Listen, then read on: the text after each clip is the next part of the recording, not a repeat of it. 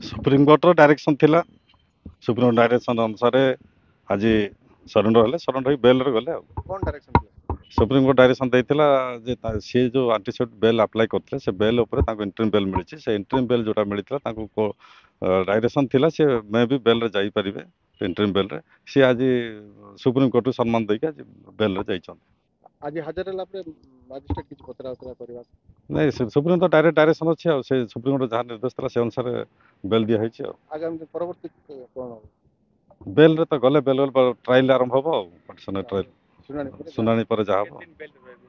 Bail ତ ହେଲା ବର୍ତ୍ତମାନ ବେଲ୍ ହେଇଯାଇଛି ଆଉ ବର୍ତ୍ତମାନ ନେକ୍ସଟ ଇଏ ରଖିଛନ୍ତି କି ସର୍ତ୍ତ 50,000 ଟୁ ସିରୁଟି ଛାଡ଼ିଛନ୍ତି। 50 କେବଳ 50 50,000 ଟୁ ସିରୁଟି।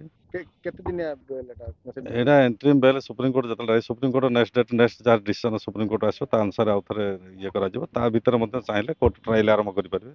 ଟ୍ରାଏଲ ବି ହେଇପାରିବ କେସ୍ ଟ୍ରାଏଲ ହେଇପାରିବ। ଦେଖନ୍ତୁ ଯେଉଁ ପ୍ରକାର ତାଙ୍କର ଚିନ୍ତାଧାରା ଥିଲା ମନୀଷ ଅଗ୍ରୱାଲଙ୍କ, ସେ ଗୋଟେ ଓକିଲ ମାନଙ୍କୁ ଗୋଟେ ହେୟ ମିଳୁଥିଲେ, ଜନସାଧାରଣଙ୍କୁ ଗୋଟେ ହେୟ ମିଳୁଥିଲେ। ତାଙ୍କର ଯେଉଁ ପ୍ରକାର ଉତ୍ପାତ ତାଙ୍କୁ ଠିକ୍ ହେଇଛି। ଆଉ ବର୍ତ୍ତମାନ ଆଜି ସେ ବେଲ୍ରେ ଯାଇଛନ୍ତି ମାନେ ନିଶ୍ଚିତ ଭାବରେ ତାଙ୍କୁ ଗୋଟେ ଷ୍ଟ୍ରୋକ୍ ହେଇଥିବ ବୋଲି ମୁଁ ଭାବୁଛି। ଆଉ ଏ ଦିନ ହବା ବି କଥା, କାରଣ ଜିଲ୍ଲାପାଳ ଯେଉଁମାନେ ରହୁଛନ୍ତି ସେମାନେ ମଣିଷମାନଙ୍କୁ ମଣିଷ ବୋଲି ଦେଖିବା କଥା ଇଏ ଦେଖୁନଥିଲେ। ଆଉ ଠିକ୍ ସମୟରେ ସେ କୋର୍ଟର ଆସନ ନେଇଛନ୍ତି ଏବଂ ବର୍ତ୍ତମାନ ବେଲ୍ରେ ଯାଇଛନ୍ତି। ମୋର ଗୋଟେ ଚିନ୍ତା ହେଲା ସେ ଯେଉଁ ପୋଷ୍ଟରେ ବର୍ତ୍ତମାନ ଅଛନ୍ତି ତାଙ୍କୁ ତୁରନ୍ତ ସସ୍ପେଣ୍ଡ କରିବା ଦରକାର ଅଛି, ନଚେତ୍ ସେ ପ୍ରଭାବିତ କରିବାକୁ ଚେଷ୍ଟା କରିବେ। ବର୍ତ୍ତମାନ ସେ କେସ୍ରେ ଅଛନ୍ତି, ତାଙ୍କର ସେ ଯେଉଁ ପଦବୀ ବଳରେ ସେ ଚେଷ୍ଟା କରିବେ କିନ୍ତୁ କେସ୍ଟାରେ ଖଲାସ ହେବେ। ବର୍ତ୍ତମାନ ଗୋଟେ ଦାବି ରହିବା ଦରକାର ଯେ ତୁରନ୍ତ ଭାବରେ ତାଙ୍କୁ ସେଇ ଯେଉଁ ପଦବୀରେ ଅଛନ୍ତି ତାଙ୍କୁ ସସ୍ପେଣ୍ଡ କରାଯାଉ। ଏଇଭଳିଆ ଲୋକଙ୍କୁ ଗୋଟେ ଆଜି ଯେଉଁ ପ୍ରକାର ସେ ବେଲ୍ରେ ଯାଇଛନ୍ତି ତାଙ୍କୁ ବହୁତ ଗୋଟେ ସୁନ୍ଦର ଗୋଟେ ଷ୍ଟ୍ରୋକ୍ ହେଇଛି।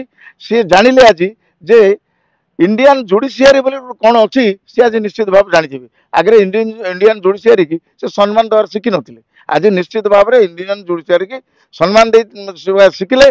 ता सहित वकिल कौन वकिल केबे आवश्यकता आसी ए विषय मध्य से भल भाव जानिले। घटनाटा को केमति को मोड़ नबो बोले आपण भावछन देखंतु कोर्टर कथा तो आगु कहवा कथा ठीक नुह, किंतु आमे आशा करूछु जेतेबेले सुप्रीम कोर्ट पर्यंत से गले, हाईकोर्ट गले, हाईकोर्ट सुप्रीम कोर्ट गले, सुप्रीम कोर्ट रे मध्य से कोनोसी प्रकार सुविधा पाइले नाही एवं सुप्रीम कोर्ट तो आदेश देला एई जगह बेल जीवा पाई, सेतेबेले मु आशा करूछु निश्चित भाव में तांको उपरे कार्यानुष्ठान ही पाए।